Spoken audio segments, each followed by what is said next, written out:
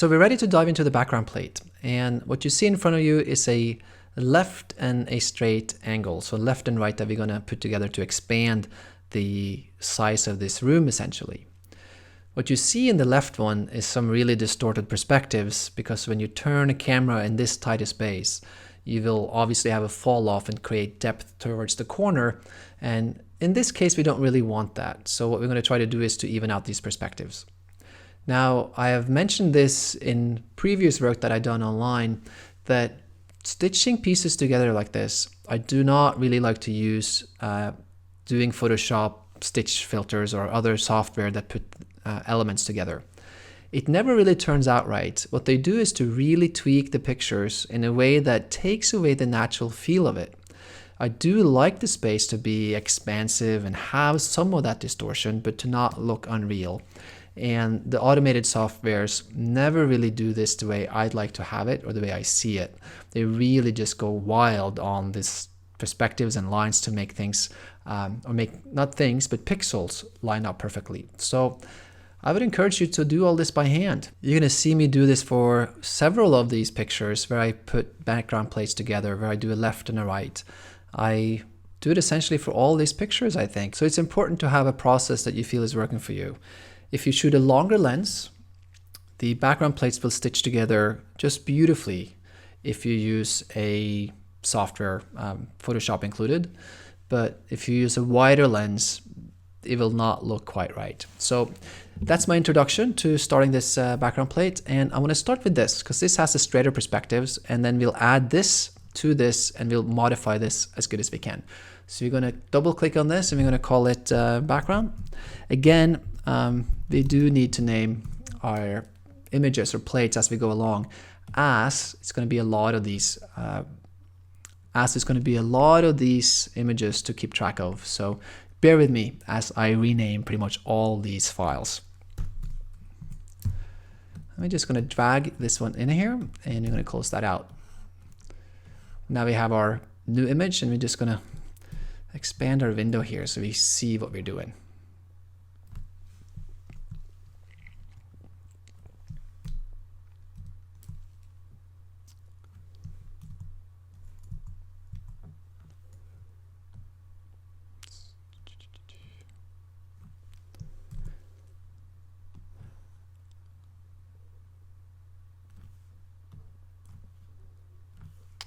Drives me crazy.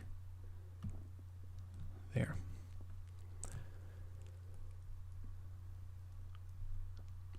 Since it's the first time we do this, I'm going to explain this a little bit more carefully, and as we keep adding these panels and stitching backgrounds, I won't go through it as thoroughly, but essentially we're just going to create a square in the middle. When you do wide angle lenses like this, often the two plates will meet somewhere in the middle where they lined up quite perfectly. So we're just going to make a square like this, roughly in the middle of the two intersecting plates. And we're going to fill that with black, which means we get black on the mask, and we will open this up. So obviously this does not line up. We're going to start briefly with this one and just straighten it up a tiny bit and then tweak the perspective a little bit.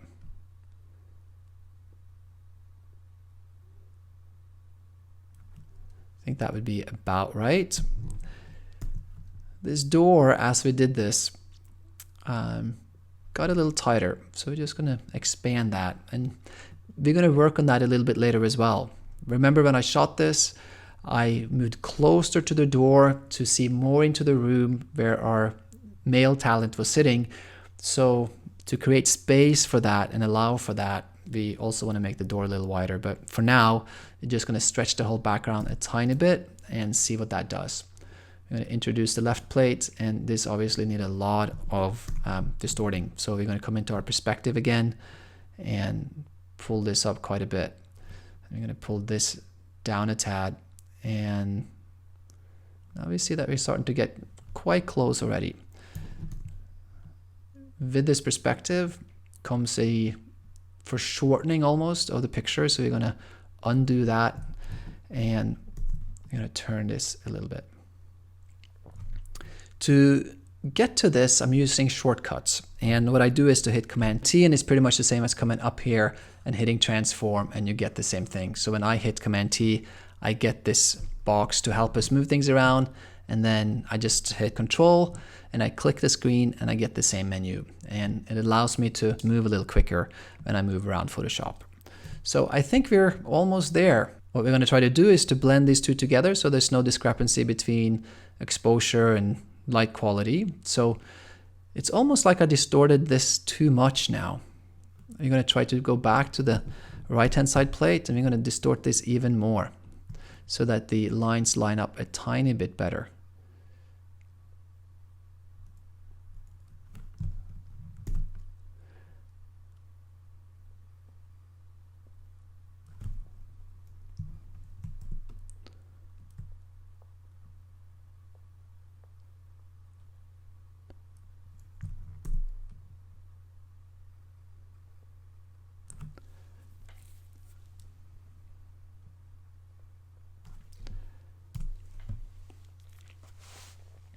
That is starting to feel really, really good to me, where we have our right side and we have our left side. And we're going to push the right side a little bit further out.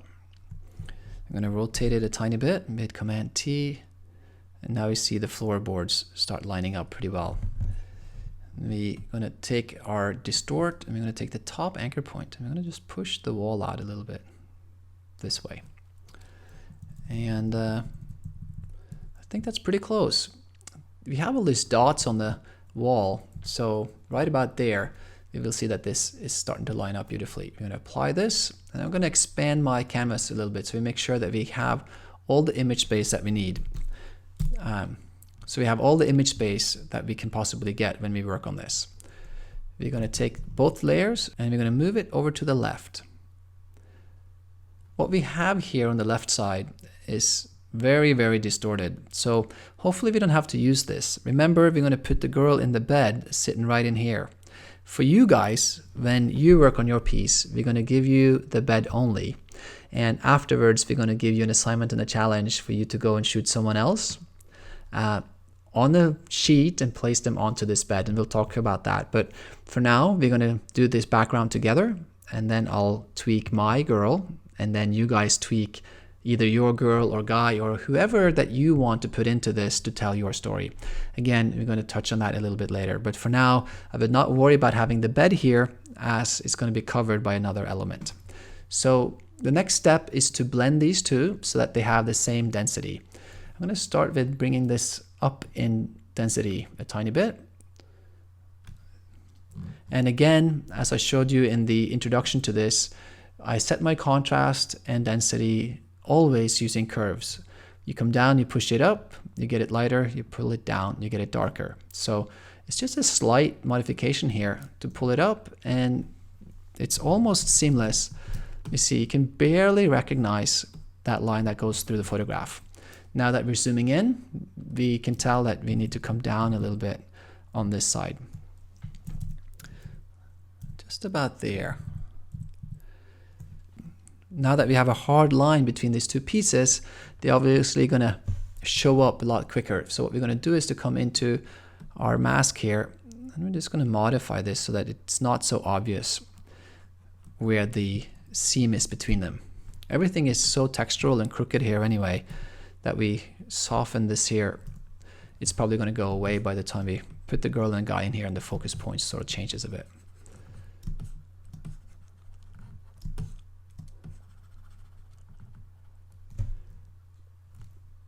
Took that a little bit too far up. I'd like to keep that in there. So like that. There we go.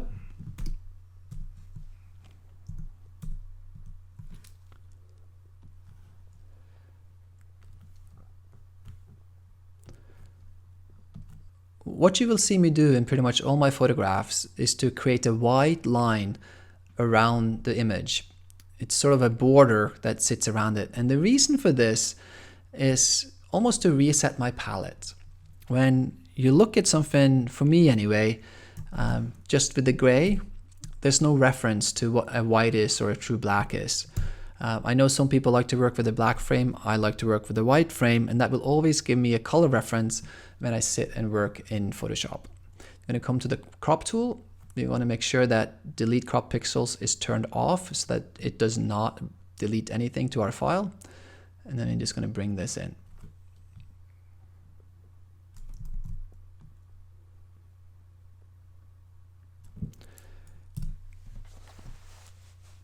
And that, my friends, is our background plate. Now, there obviously is this filing cabinet and stuff behind the door, which for some reason I don't mind. It's just there and kind of funky. What I would do, unless we crop it out, obviously, is to, take away these two dots. And maybe we just do that right away. So we create a new layer, and I'm going to call it Retouch. And we're going to quickly take these away. So the two tools that we have really to take things away is this the clone stamp, is this the healing tool, and this the clone stamp tool. And they are quite different in the way that they sample and how they calculate the stuff around and how they use it. So for this, and since it's so dark, it's just better to use the clone stamp tool. Now, that did not work because it is set to current layer. So you're going to come down here to current and below so that it samples from the retouch layer and the layer below it. So I'm just going to come in and remove that real quick. I hold down my option key, which will set my anchor point, and I click it, and then I have an anchor point that will follow along. And I will just reset that anchor point to make it random enough so you don't get repeating patterns throughout the picture. So that's the process of using the cloning tool. Again, if I move too fast for you, please take an introductory course to Photoshop so you get to use or get to know your palette. As you see, I have my palette here on the right next to the layers. And for some reason, I don't know why, but Photoshop always shows up like this, and a lot of people have their tools on one side and they have all the layer palettes on the other. What I found is that I end up moving my hand across the screen back and forth between selecting my layers and selecting my tools. So eventually I just put my tools and my layer palette together, and it's so much better when it comes to working on a pen and a tablet. I'm sure if you retouch a lot, you will know that it's straining on the hands, and it's just good to have these things together. So small little tip there if you'd like to pursue that. I'm going to name this for our crop, which is our white crop line. We're going to name this contrast blend. And I think we're kind of ready to start pursuing the other parts to this picture. There's a few things here that's a little funky. You have this line up here, which we can maybe quickly take out. But as this picture evolves, we might maybe extend it higher. We might, extend it lower. I did shoot plates up and down as well. So I think this is our first step. When I look at this, there's a few things that we did when we photographed Tia that was laying in front. One thing was to have a strobe here that gave her a highlight, and that created this beautiful spill on this door. And since I have explored this, I know that I would like to have that spillage there. So we're going to come into here and we're going to open another image. So we go to File, Open, and here I have my conversation retouched files, which I have prepared for us. And I'm going to just do door highlight, and we're going to place that in there. See this door have this beautiful, beautiful highlight, and I think that will be quite beautiful. So we're going to try to stick that on there. You see, since we now have distorted this, the doors don't quite line up perfectly, but we're going to do our best to get that in there. So I'm going to call this door highlight. The next step in this process is to select this door. So we're going to highlight our layer. We're going to come to our layer mask, and this will give us an ability to mask whatever item we want to have masked out. So again, I don't want to go deep into the foundations of Photoshop, but I just want to speak to it again, like I did in the introduction. There's a million ways to mask things in Photoshop. There truly is. So explore Photoshop. Masking is some of the more artful things when it comes to the technical aspect of Photoshop. Blending things, cutting them out is truly important if you want to do composite photography. So I'm going to show you my process. Again, if you have a better selection process that works for you, a lot of people would like to use paths when they make selections. Some people only use quick masks and brushes. For me, it really is the lasso tool. That's the first one that I go for. It's really fluid. When I use it, I pretty much always use it together with the option button, which will allow me to create anchor points as I select and also paint at the same time. So it has a really quite fluid application when I start selecting. So the process would be always when selecting items to create a layer mask for that layer, and then for me use the lasso tool to do a rough mask, and then come in with brushes and smaller other tools to make sure that the selections are sharp and crisp where they need to be and feather and soft where they need to be. And that completely depends on the focus and also how the light sort of blends and bleeds around that corner. So for instance, here this edge is crisper than over here when it comes to light quality. It's opposite when it comes to focus. Here it's crisper and sharper when it comes to focus, and softer here. So if we were to place this door perfectly in there, we would have a softer edge on this side of the door, and we would have a harder edge on this side of the door. So what we're going to do here is not replace the whole door. I only want the highlight, really. That's my attraction to this door over the other. So we're going to just fine tune this thing really, where we come in here and roughly just select around the highlight like this. Now that I used my lasso tool to create a circle, this area inside is selected. What I want to do is really to select the outside stuff, because that's the stuff that I want to mask away. So Command-Shift-I, which will invert my selection. Now you see I have selected the area between the dotted line. So all this is going to go away when I fill this area with black. You could go, I think it's up here somewhere, Edit Fill. Fill that area with black. And there you go. The shortcut to that is to just hit Option or Command and Delete, and you will then fill with this color for Option Delete, and you will fill with this color for Command Delete. So depending, now I have black and white in here, but you could have all kinds of colors, and choose to use the fill function using those shortcuts.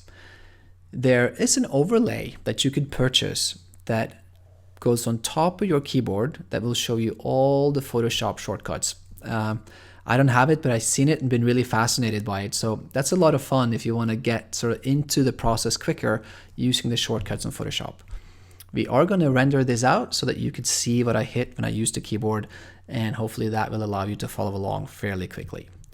So we're going to deselect this. We're going to select our door highlight. We're going to hit the backward slash button, which will show us the selection and just give us an idea of where we are in this. We need to modify the door a tiny bit to make this a little bit better. So I'm just going to push this back so that it lines up on this side, and push it in so it lines up on this side. And I think that's kind of good enough for now. What you see, obviously, there's a big discrepancy in density and color on these doors. So if you want to use this highlight, we have to blend these in there a little bit better. I think, for me, I would like to maybe use both, but for now, to make it easy, maybe we'll choose to use one highlight over the other. So I'm going to extend this door down into the ground like that, and we have a new door. The process in creating a background plate is kind of like this for me. It creates the skeleton, or the backbone rather, for what is to come. And there's no reason to do this perfectly, because what if you don't like that highlight? What if it doesn't line up with the light sources that will happen inside this door when we put the guy there? There's too many unknowns, and as we build a file, usually from the bottom up, things will change, and you will explore and put people differently and all that stuff. So it's really just to get the elements in there and then start seeing how the file develops. And then at the end, we'll go through and fine tune how all the pieces and the masks will really, really sit in there. So for now, I feel like we've done what we needed to do for this background plate. We're going to move on and then fine tune this a little bit and then get the people in there.